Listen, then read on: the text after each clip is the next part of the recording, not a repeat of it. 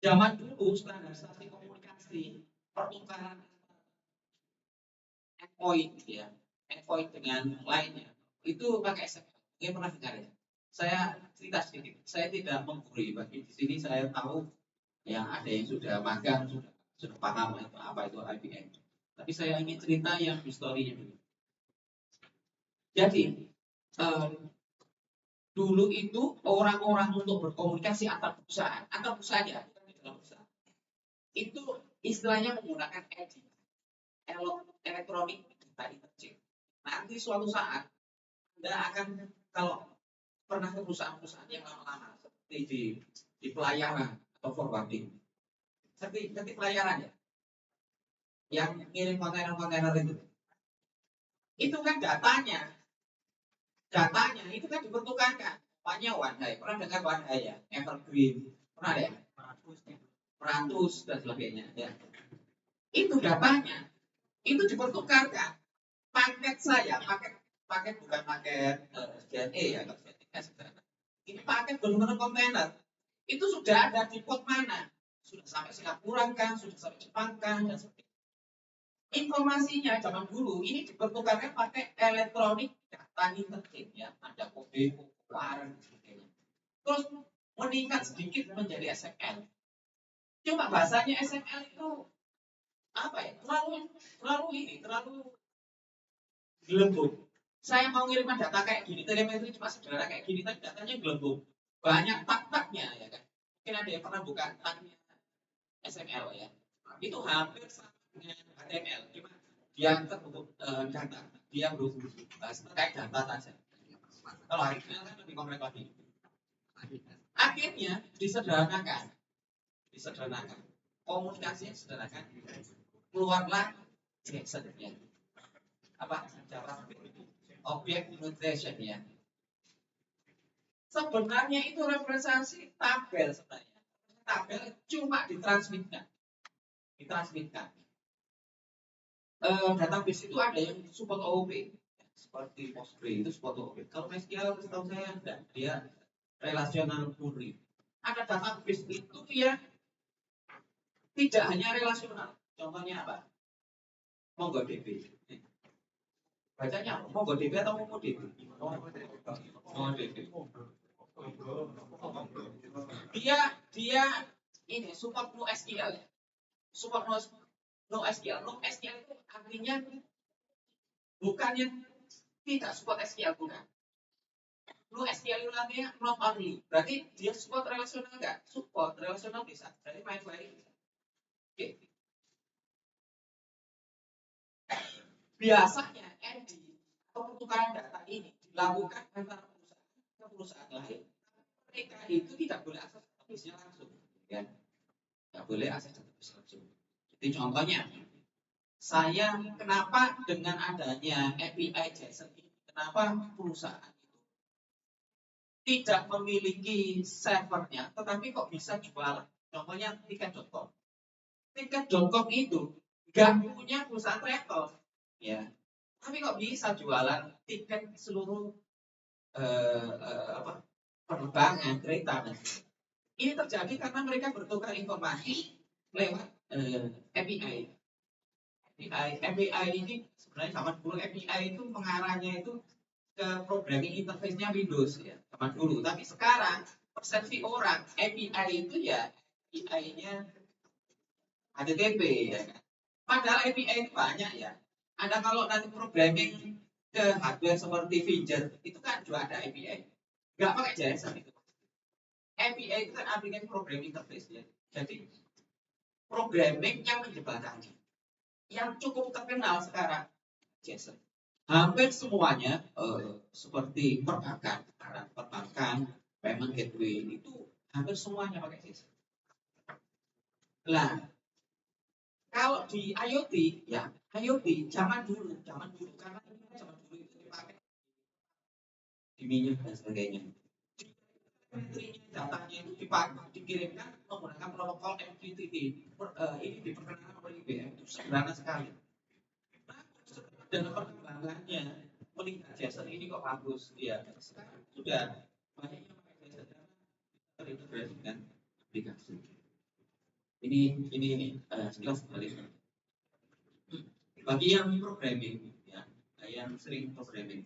Dan sekarang itu kan diajari kalau programming terutama take off ya, banyak kan pakai API, benar kan?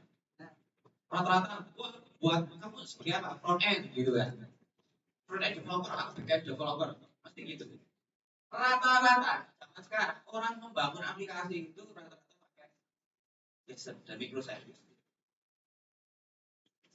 Dan jarang zaman sekarang jarang yang pakai query. Ada yang sekarang membangun aplikasi pakai query? Jarang ya, rata-rata pakai API aja.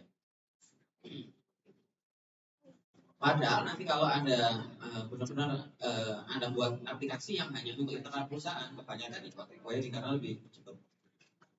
Oke, kita lanjut ke sini ya. Jadi ini JSON. Oke, dikirimkan, dipublish ke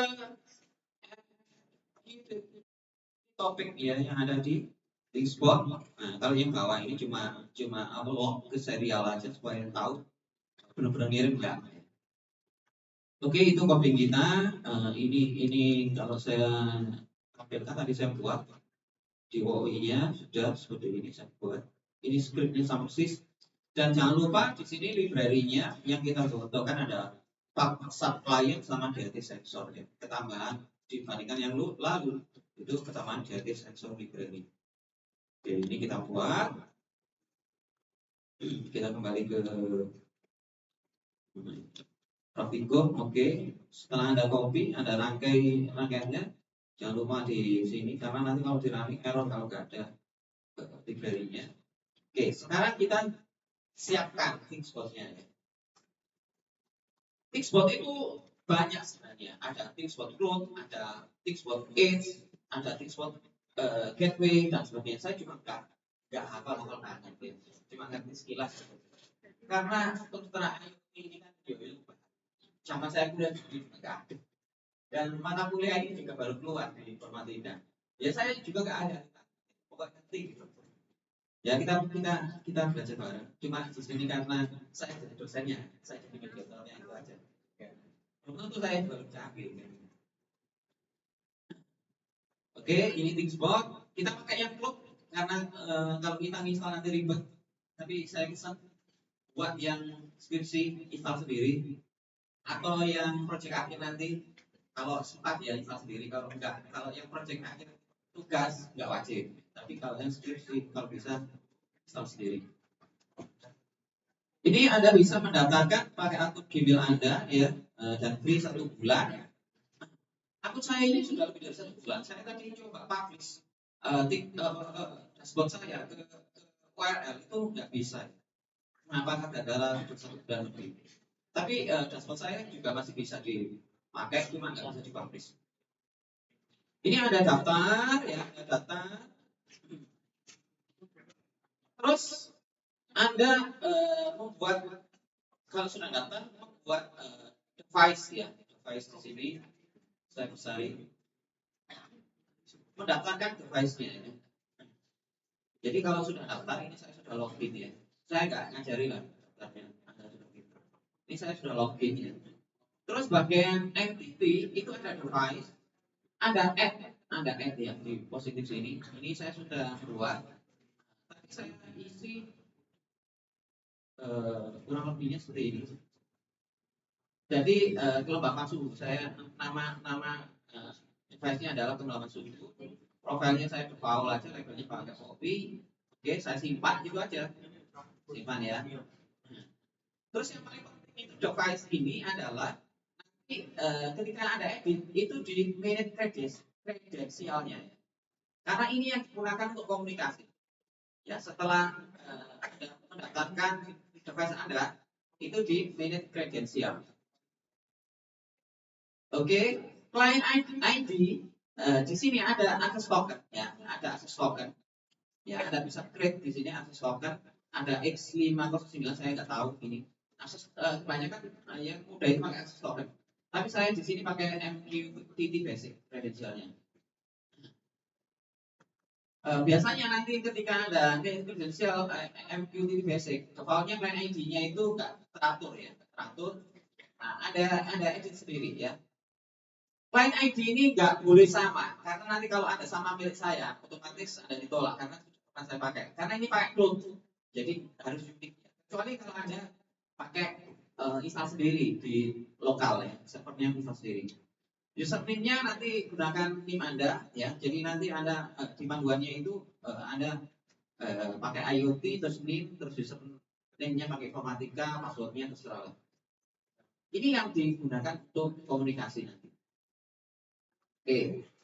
Kalau sudah ya, itu kita copy MPTT credentialnya itu kita copy ya. Kita copy kita masukkan di sini bagian yang inisial tadi ya. Terutama yang ini ada 3 ini ya. 3 ini kita masukkan di sini ya. MTT client ID sama user sama password. Oke. Kalau sudah di running aja ya, di running aja. Harusnya kalau sudah berhasil nanti ini saya running dulu. Nanti di bagian telemetri itu ada data masuk. Ini saya ngirim suhu dan temperatur itu 5 detik sekali ya. Ini saya publish ya. Karena putus ini. Membuat koneksi ini berarti putus, saya putus. Kalau sudah nyambung nanti otomatis dia akan publish. Publish suhu 22, ini publish suhu 22 kelembapan 64 ya. Kita cek di Kingspot saya, apakah sudah ada data telemetrinya di device kita tadi. Saya klik di bagian latest telemetri. Nah ini ya. Saya menerima jam 14.09, 5 detik sekali berubah. 65 untuk kelembapan dan suhu 19,7 ya. Udah kelihatan nggak ya? Besarin dulu. Nah, kelihatan ya? 65 sama 19,7 ya? Oke, sudah saya kecil, saya pecah. Gimana pecah? Ini sama Wokwi, saya berpengen pecah sama Wokwi. Oke, ini Wokwi saya keluarin. Oke. Kingspot, oke. Itu ada lihat telemetrinya ya, telemetrinya. Sekarang saya manipulasi. Wokwi saya manipulasi.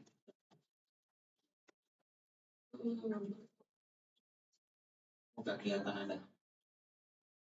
Oke, saya manipulasi ya. Nah, ini saya manipulasi temperaturnya jadi 45 derajat. Humidity-nya menjadi 41. Ya, kita tunggu dulu sampai 5 detik. Kebetulan ini Wokwi saya putus ini. Kalau dia nyambung ketika dipublish otomatis berubah. Kita tunggu dulu. Kadang-kadang sering putus. Siap ini nggak stabil.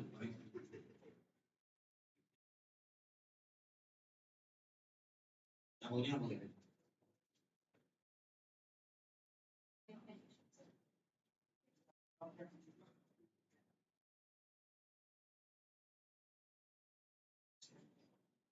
Saya coba stop dulu terus connect lagi. Saya connect lagi. Kadang-kadang lewat wifi-nya Unesa juga diblokir.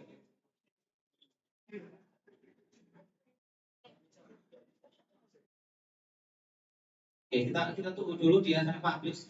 Harusnya telemetrinya berubah nanti kalau dia publish.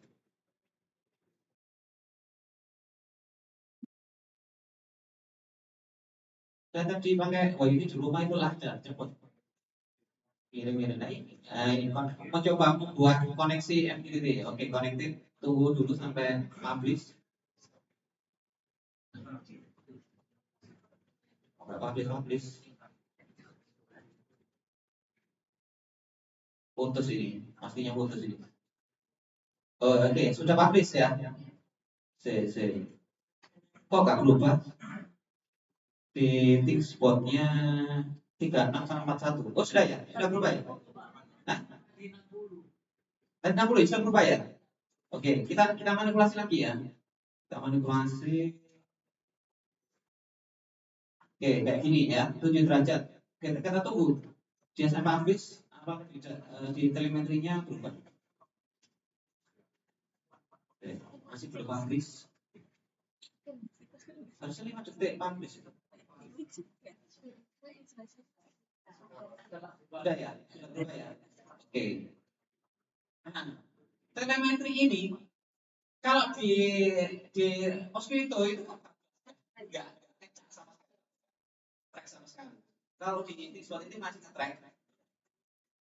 Dan bisa dibuat monitoring ya.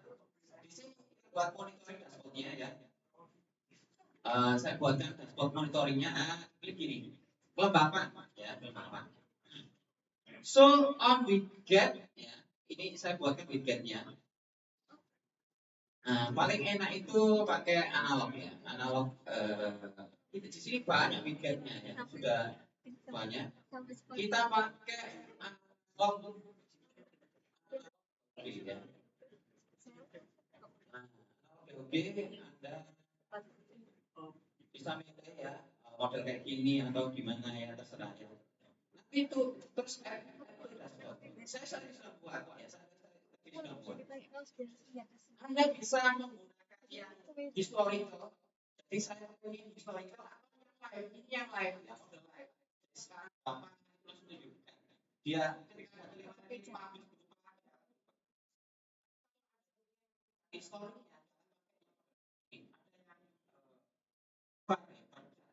historinya. Jadi itu bagaimana? Jadi nanti kalau ada buat alat pengen lihat histori suhunya ada di ruang saya, itu jangan pakai ini. Nanti ada yang pakai catatan. Di sini banyak template-nya. Ini tadi sudah saya add, ya saya cuma nyontohkan aja, saya masuk ke dashboard. Sekarang masuk ke dashboard. Jadi kalau sudah dibuatkan, itu masuk ke bagian dashboard sini. Di sini saya kasih monitoring ruangan ada 2, ya tadi saya membuat 2. Tapi ini bisa diedit. Ini saya pakai temperatur analog, jadi suhu saya segini. Kalau nanti saya rubah, otomatis berubah. Saya coba rubah. Sekarang kopinya saya rubah dulu.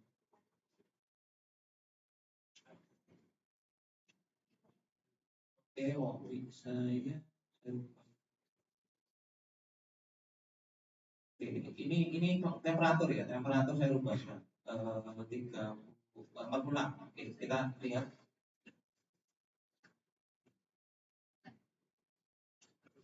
Nah, sudah berubah ya. Terus ini bisa kita edit grafik yang ada ini di sini bisa kita edit. Yang sebelah ini adalah kelembapan. Nanti bisa kita edit. Ya, kelembapannya kita edit. Edit mode saya kepengen digital aja ya. Saya rubah. Edit widget saya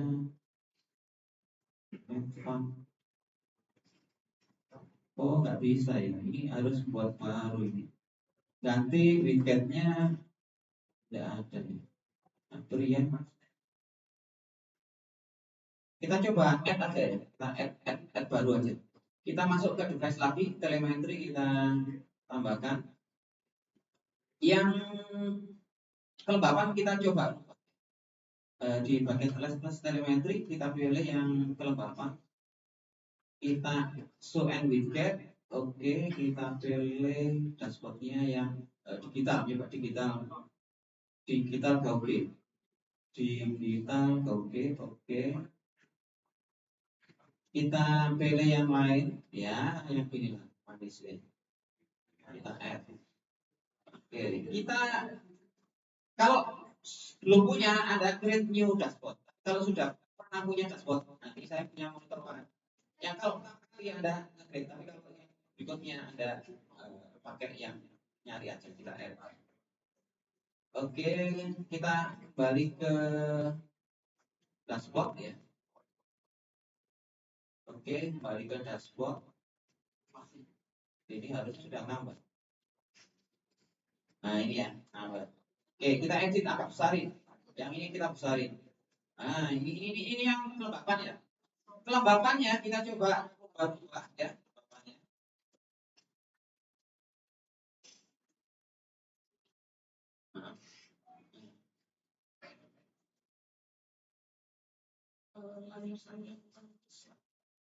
Ini aja.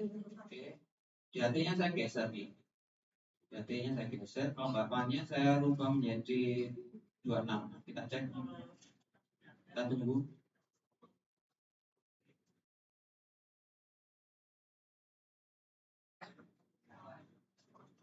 Nah, sudah berubah.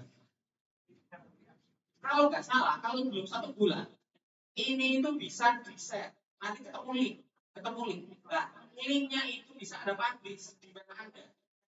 Jadi Anda nggak usah coding membuat dashboardnya, nggak usah. Jadi kalau yang 1 bulan itu, kebetulan saya tadi saya cari nggak ada. Jadi ada kayak share gitu, generate linknya. Linknya itu bisa Anda taruh di frame web Anda. Harusnya yang install sendiri kan dia nggak ada batasan, bisa asalkan server Anda itu sudah bisa diakses publik, terus nanti diatasmenkan ke aplikasi Anda. Jadi nggak usah pusing-pusing membuat dashboard ini kan. Dashboardnya di export tapi dibuat ke aplikasi sendiri kayak sekarang aplikasi Anda. Dan linknya itu bisa Anda taruh di web, bisa juga di aplikasi Android Anda gitu. Kurang lebihnya seperti itu. Saya nggak bisa demokan ini. Sebenarnya nanti harusnya ada share linknya, ya. Di device tadi, di dashboard itu ada share linknya. Kalau yang sudah yang belum 1 bulan, dari saya ini sudah 1 bulan sebelum. Harusnya di dashboard ini. Di sini itu ada menu satu lagi yaitu publish. Nanti ada. Nggak tahu nanti Anda coba buat akun baru, apakah publishnya muncul atau tidak.